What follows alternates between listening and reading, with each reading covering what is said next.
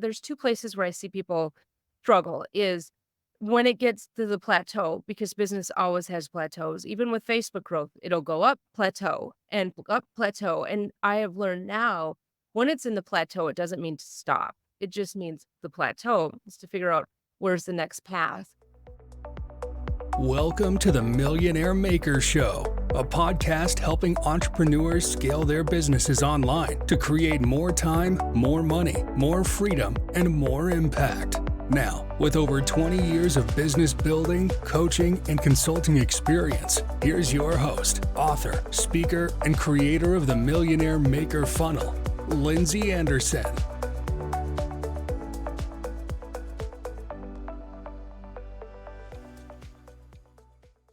Hey there, everybody. Welcome to this episode of the Millionaire Maker Show. I am your host, Lindsay Anderson, and I'm really excited for today's episode. I have a very special guest for you, Miss Rachel Marie Martin. Rachel has been featured on the Today Show, NPR, the Huffington Post, Star, Tribune. She's been all over the place. She also has an extremely engaged and highly effective Facebook page, and that's exactly what we're going to be talking to Rachel about today. This was a really enlightening conversation about how to build an engaged community, how to really acknowledge people as individuals on social media to build that engaged community of followers that will continue to follow you through the years. She is the writer behind the site findingjoy.net and the author of Get Your Spark Back. It is a true pleasure to interview Rachel on today's podcast. But before we get to that, I want to make sure that you head over to lindsayanderson.live and get signed up for my upcoming masterclass, the September Sales Surge.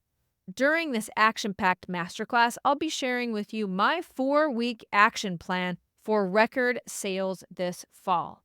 Come to the masterclass and leave with my step-by-step blueprint that will help you build your audience, nail your sales system, and close more clients now and into the fall. Time is of the essence. You have about 4 weeks here in order to get your systems ready to hit September. Once Labor Day hits, people are ready to invest and buy high-ticket services. And so you want to prepare now, and that's exactly what the September Sales Surge Masterclass is all about. Head over to lindsayanderson.live and get signed up for that masterclass.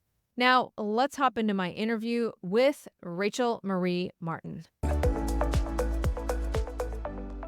Hey there, everybody. Welcome to this episode of the Millionaire Maker Show. I'm so excited to welcome today's guest, Miss Rachel Marie Martin. Rachel, welcome to the show. I'm so glad you're here to share with us so many valuable things. I can't wait for this interview. Welcome. I'm super excited to be here. I know we were talking prior to the interview and we're like, we should just hit record. So here we are. We have a lot to talk about. We do. So first of all, what I want to bring up is you have a quote that has 20 million views. Right. Is that That's right? our best guess. Yeah. Best guess. So I think this it's was posted before we tell everybody what this amazing quote was, where you've been Okay. re-quoted. Okay. Was this posted on all social media platforms? No, it just started it was Facebook only originally. And I'm telling you, it's been requoted. People have made it added their, left my name, added their tagline. Some people have not left my name on it. And then people will be like, hey, Rachel, it's on there. Somebody made it into a letterboard type thing when that was trendy. And that's still out there somewhere. So, yeah. And when you posted this, we're still not going to tell them what it is yet. But I know. And when you posted this, like you were what? You were like came in from the kids and you're like, I'm inspired, so I'm gonna write this, or like, where did this quote come from for you? So it actually came from a really hard place in life. It was the day that I went through a tough time with my oldest son where we went through this estrangement. And this was the day that he decided, well, it ended up that he was going to stay in Minnesota, live with his dad, and I was going to live in Tennessee, which is about 1,000 miles. And it's like nobody expects those hard things. I always say it'd be great. I want to get divorced when I'm 40 in their yearbook. And yet we all have this stuff. And so I had this moment and I was devastated as a mom. And as I'm processing everything, my other kids, I can hear them in the background. And I just knew, like, I gotta figure this out. Somehow, I have to keep going. I can't just say, "Okay, game over." That's tough. I feel for you there. That must be really painful. Okay, so you came in and wrote a post. I did. Actually, I sat out on the porch. It was in July, and it was muggy, and it was hot, and I always make these quotes because that's one of the things I say is my one of my superpowers, writing and writing quotes, writing how we feel. And I wrote, which I'll tell you the quote if you're Tell us. ready. We're ready. Sometimes you have to let go of the picture of what you thought life would be like and learn to find joy in the story you're actually living.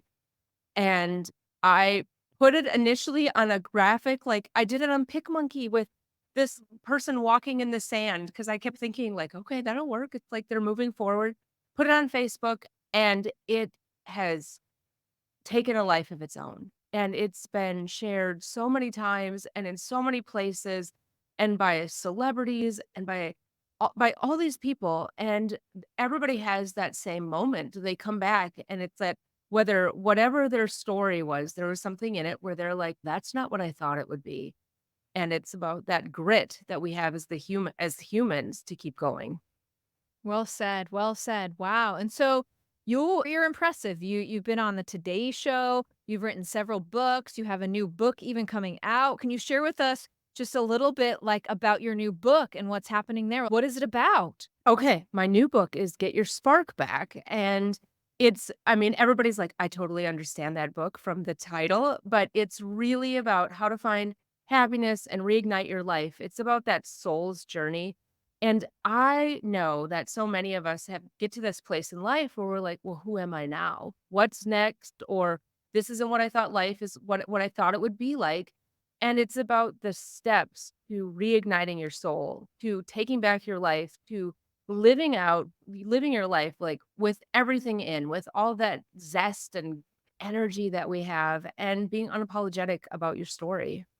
I love that. And that comes out in late August. Is that right? It does, I'm very excited about it. I'm telling you, it took me 2 years to write because it's in your head for a long time, and then putting it down into paper and something concrete, that's a journey right there.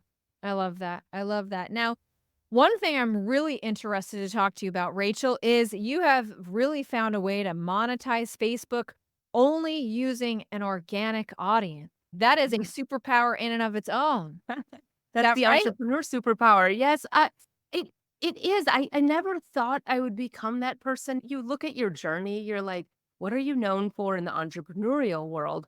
And if someone would have said, "You'll be known as the gal who grew a Facebook page organically and Facebook pays you," I would have been like, "I don't know." But I actually have done that. I tell people all the time that I was an early adopter of Facebook pages. And prior to Facebook pages, I was on Twitter. That was where I found my people. That was where I connected. And then people said these pages is a new thing. And I did 2 things that I think, wow, that was cool. The first one was my very first post on Facebook, the page for Finding Joy was, I guess I'm gonna give this Facebook thing a try, which, like, could it be any better at that point? Like, when you look back, like, I can't believe that was the very first thing I wrote. The second thing is I figured out how to hard code into my blog the Facebook like and share button. Before it was a plugin. I didn't have my WordPress blog then. This was on Blogspot. I just figured out, okay, how do I do this? Because I just knew there was something to it. So what I love about that is I'm really grateful for that person, that me years ago that was like, I'm just gonna give this thing a try. And there was the grit to try to figure it out because the thing with Facebook is there's a lot of people that will say Facebook is dead, dead. Like, I'd hear that for the last 10 years, and the person that would write that article would get a lot of traffic on Facebook for the article, which was debunking their own story. But for me, I was like, "You know what? No. Facebook needs an audience. They need people to come there. They're not gonna make it impossible for the creators." And so for me, it was just more of a puzzle. How do I adapt, overcome despite any algorithm changes? How do I use them to my advantage? I love that. I love that. And Facebook is your main platform right now, is that right? It is. I have my website, Finding Joy, like the hub, and then I use Facebook and I use Instagram. Every year I'm like, maybe I should keep growing Instagram. But Facebook takes it takes a lot of time. That's the thing about growth is, and which I've shared for years too. I've started Facebook groups too before, and I've actually had to shut them down. And if you do, that's not an easy process. We always think we're going to start, but I always ask people, what's your exit strategy with it? What's your goal for managing 10,000 people in the long haul and all of that? So I do spend most of my time on Facebook because that's where my audience is. And that's really, like, the important part about social media actually Hmm. working is developing a community, talking with community members, and not just doing what I call, like, a content drop and run, like, you're obviously Right. not doing that.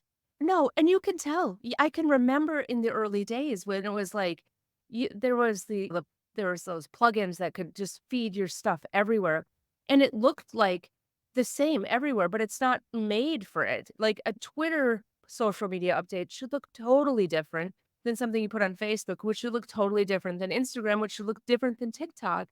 But yet I would see it all there, and it came across as inauthentic. 'Cause you just know, oh, you're just drip feeding it in there and you're not responding. So instead of that, I rebelled, I would say, against what everybody else was doing and did my own thing. I was like, I am going to cultivate a page that is all about this audience, that is not about growing it really fast or seeing what we could do, but really about the audience. And that meant saying no to a lot of stuff. Meant saying no to, like, the link sharing. There was a time when you share this and I'll share that and you share this, and then I remember thinking, if we all do that, then what distinguishes us? Like, how do we stand out in a stream? And the other thing I remember thinking was, if you like CNN's page, you are not expecting CNN to be sharing Fox News on their feed because they're totally different. So I knew that I needed to keep that Finding Joy page. It needed to have its own brand so that people would know exactly who I was and what it was. And so all of your just to be clear, all of your organic growth is only about the page, it's not about your personal profile as much, or do you No, both of those in conjunction, just the page itself? just the page itself. In the beginning, I will say because I've helped other people with their pages and growing pages. In the beginning, I definitely would share my content to my personal profile or in different places, but now I don't need to anymore, but now it's definitely only about that page, that entity out there. That's really fantastic. So, in terms of what is your best couple of tips when someone is on Facebook and they're trying to build this audience and trying to get this organic reach? Can you give us some tips about people who are struggling out there with that problem? Yeah, first you gotta know who your audience is. You have to know, is Facebook your place, first of all? Because I think back to, like, early, like, 2013 when Snapchat, was first starting, and it was like Sour Patch Kids. They only advertised on Snapchat because they knew their audience was there. They were not targeting middle-aged moms like me with their sour gummy candies. They knew they needed the kids. So first of all, I always say, is Facebook your place? And then if you're going to invest in it, you have to take the time. Like, you actually have to take the time to start responding, to create that community. Like, not, I loved your thing, just drop it in there. People know, like, that taking the time, the responding with the reply to the person where they get tagged when you respond, figuring out who shared something, going to that, thanking them so much for sharing, just that investment in it. And that's the number one thing. And it's also figuring out, when is your audience on? Like, for a while, I was helping a bodybuilder build a page, and his audience was completely opposite of Finding Joy. So if you took a one size fits all strategy and tried to use it for both, it wouldn't have worked. His audience wanted a workout in the morning and a live video and all of that. My audience, nah, they were moms getting their kids out to school. So I knew in the morning, like, a quick meme or a quote was better because they could see it, share, be inspired. And the meat, the heftier stuff was later in the day. So it's I love really that. trying and trial and error. Yeah. And how many times I know I guarantee you hate this question because I hate it when people ask me this question, but what's the recommendation on Right. How often do I need to post, Rachel? Do tell. I bet you already know my answer. I do. So I do get this answer. It depends on your audience. There are bloggers out there that write once a month, and they have a fantastic audience, and they go for it. And it's really what works for your audience. Develop it consistency. There is no right or wrong with it. I'm guessing there's people out there that post every 5 minutes, and if someone clicks and that's what they want, that'll be great. But it's really, to me, it's about consistency.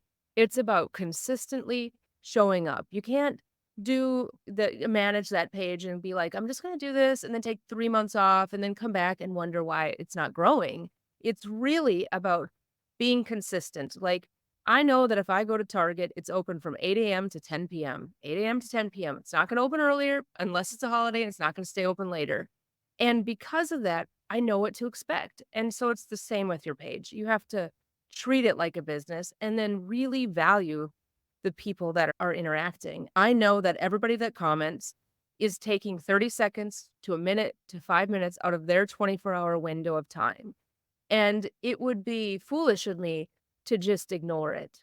Like, so a lot of times I just thank them. Thanks for showing up. Thanks for being here. So thanks for being my friend for the last 10 years or something like that. And those small things make a huge difference.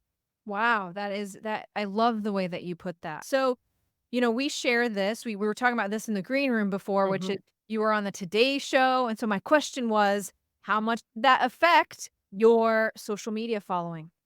So I don't even know. I'm sure I've gained some people from it. I think that media has a different purpose than we're going to grow our social media. We're going to sell a bunch of stuff. Media gives credibility. Media gives the credibility of now that I've been on the Today Show, pretty much most local networks see that clip. They're like, yes, you can come on because you can handle all of that. And it's that credibility, that Today Show credibility led me to speaking for the state of Arkansas for their Smart Women, Smart Money segment, which led to me speaking to the United States treasurers, all these treasurers from all these different states for their annual conference. So did the Today Show grow my social media? Maybe, but what it really did was it gave me a platform. I love that. I feel the same way about my Netflix appearance. Mhm. Yeah, it grew it with high quality Mhm. customers. Maybe, maybe not. But the fact is, now that I can say Netflix, I can get Right. on any stage I want to get on. I can get on any podcast I want to get on because it's a really sexy hook. It is. That and having the books, those are the things that I Yes. found people want. They want those attributes, which is so interesting is as much as media has progressed, there's still so much power in traditional almost television, whether it's streaming or that, or a physical book. Yeah, that's really what's going to set you apart from the bots these days, right? Yes, that is so true. That's so true. I will say that I do have to manage that on Facebook, which that Let's talk takes about time. let's get back to Facebook, but before I wanna just tell everybody why you were on the Today Show, just a little bit about that segment, how it was aired a couple of times, just so Okay. everybody understands. So with my first book, Brave Art of Motherhood, I had a great publicity team and because I have a good hook in general. I have many kids. I was a single mom. I got myself out of poverty, started a business, and then wrote a book, which news media, they're looking for a hook. They're looking for an angle. They're looking for that, what I say is that underdog story. So I got to go on, I got to talk about specifically how I changed my finances, which for me, and I tell this to people all the time. For 15 years, the thing I was most afraid about anybody knowing in my story was my financial mess. I hid it, worked hard, wasn't going to talk about it.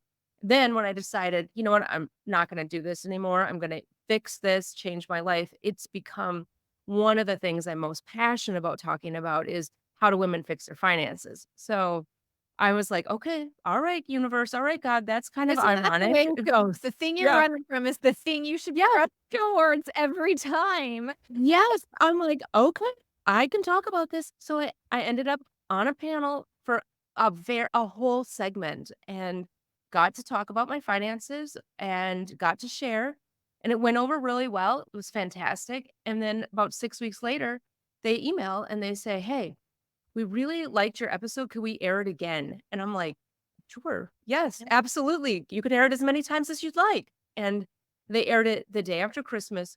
And that one even got more traction. And I think it's probably because it's the day after Christmas. People are Timing. like, I spent so much money. And then there's someone talking about money. I love that. Thanks for sharing. Thanks for sharing so much personal stuff with us today. Let's get back to Facebook though. I Okay. digress. Back to Facebook pages. So people will say, okay, I'm curious what your take on this is All like right. Facebook is aging out, right? It's Right. dying and all the new socials are coming online. What do you say to that? I have heard that since Facebook has begun. So, my husband Dan and I, we had a tech podcast, like where we would talk about social media news, and we had it mid like 2015 to 2018, maybe, and one of the things that constantly that was the number one thing we'd hear. There was a new platform that was going to take over Facebook. It was like Ello or all these different things, and they don't exist anymore.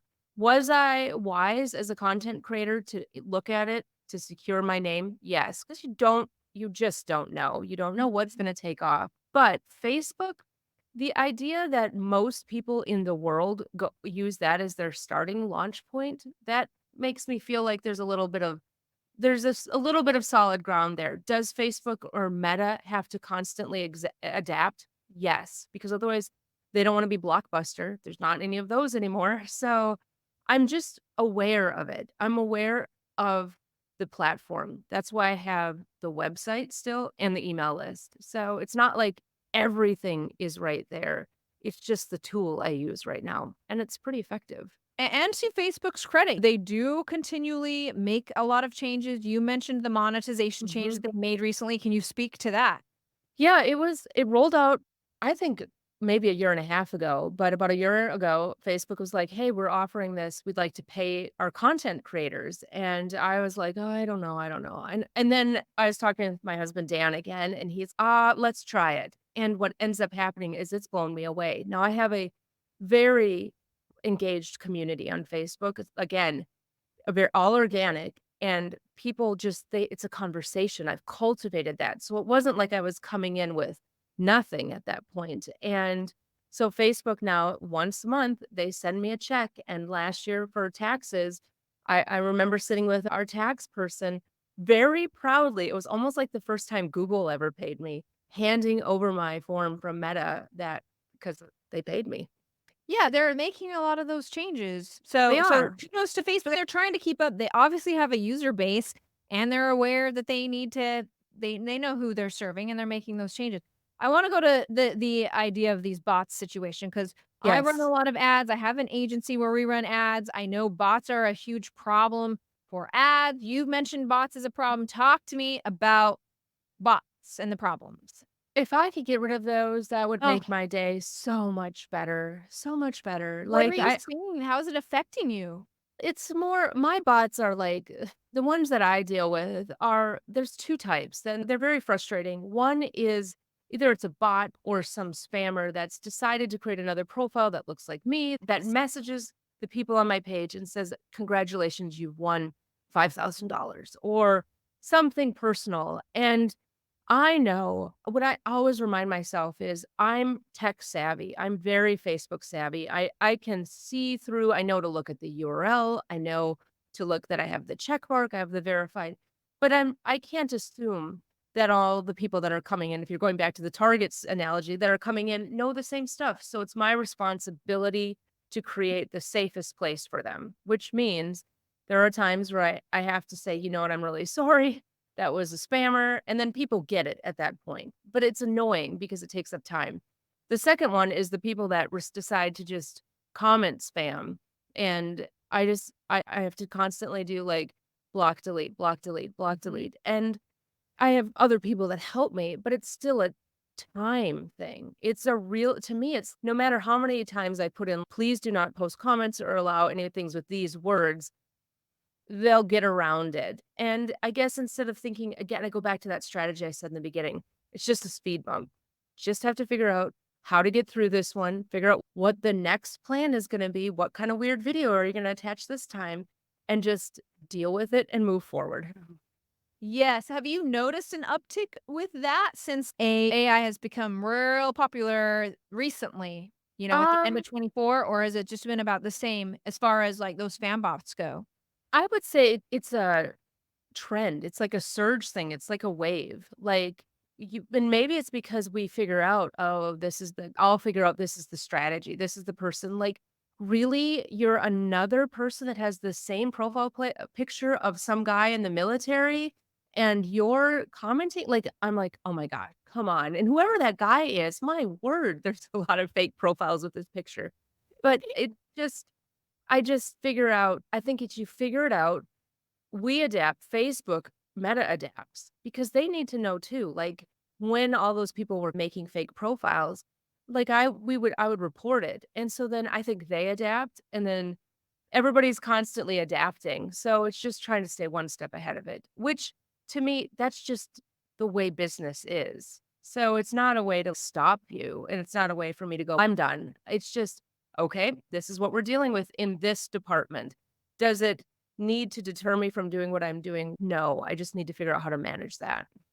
Yeah, and I find that is a real mindset situation for and tell me if you agree with this, is Mhm. like when you're running a business, is you're not gonna get to a finish line where you're like, everything's taken care of and I can just go on vacation and there's no more problems.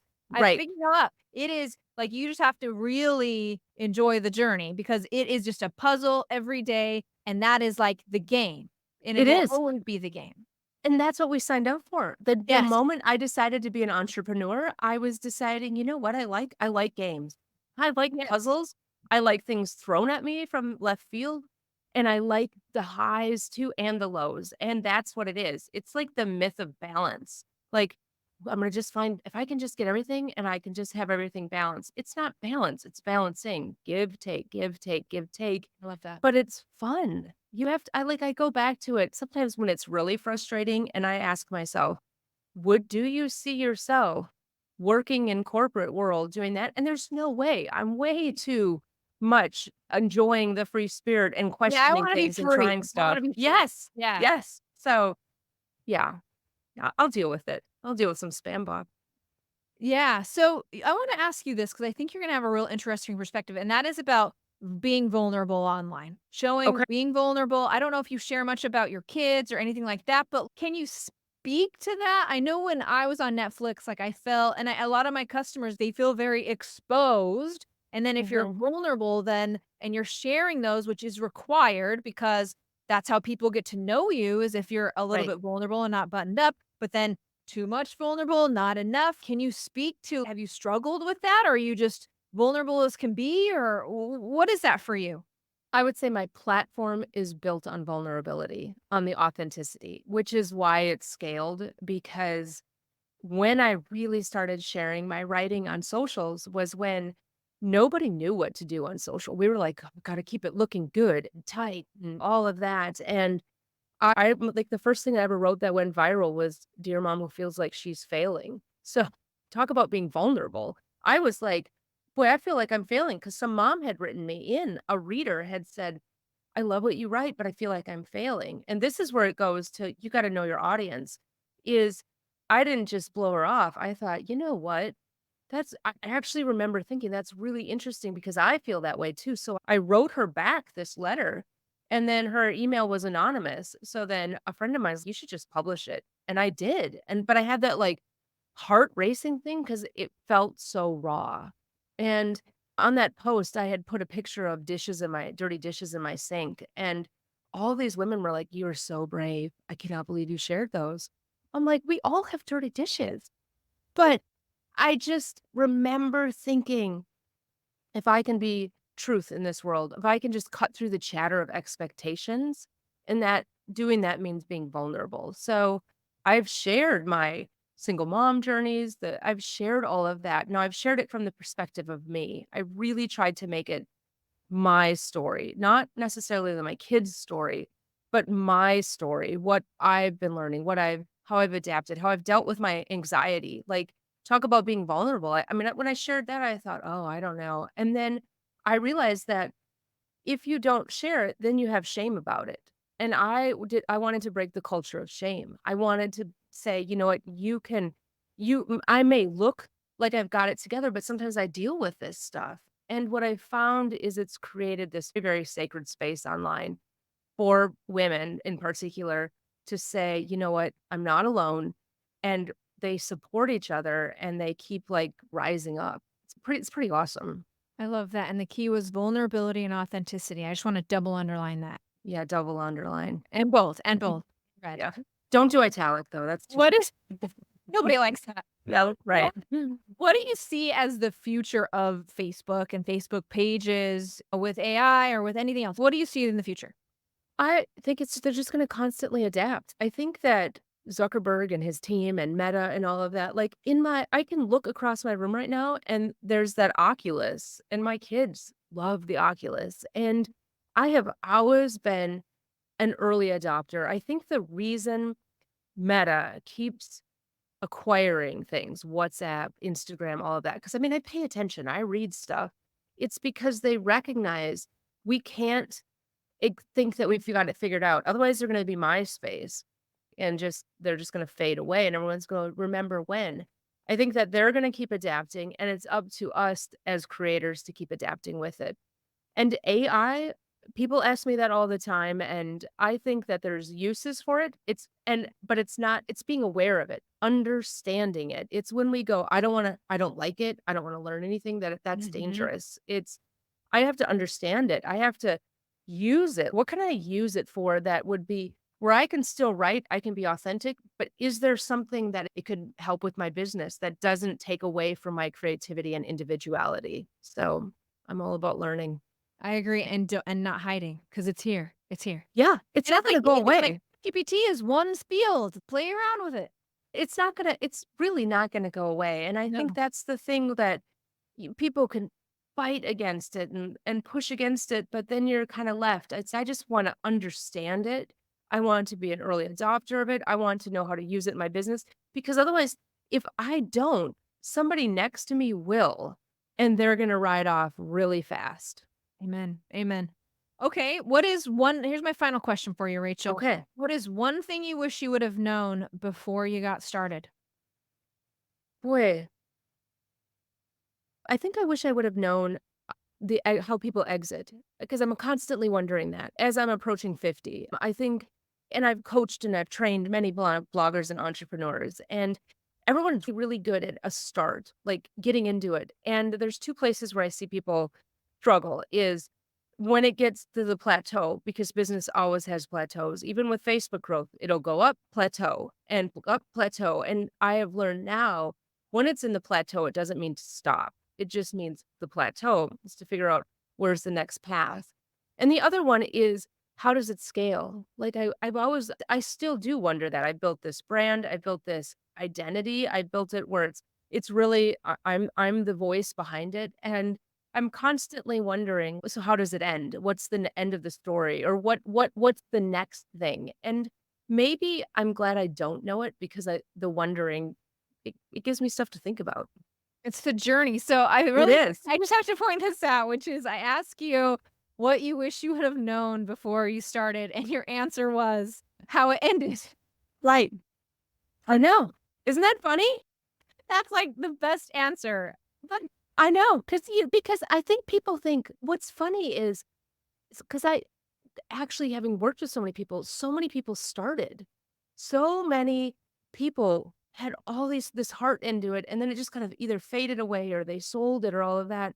And and I think maybe it's the entrepreneurial journey is like, I'm so grateful, I hoped one day to write a book and then get to do it. So it's almost I'm just curious. And I think that's any business is nobody knows. So yeah, I kind of love cool. that. Mm. I love that. All right, Rachel, thank you so much for coming on. What a great conversation. I'm going to turn the time back over to you. Let the audience know how to find you, how to find your amazing Facebook page, and anything else you want us to know.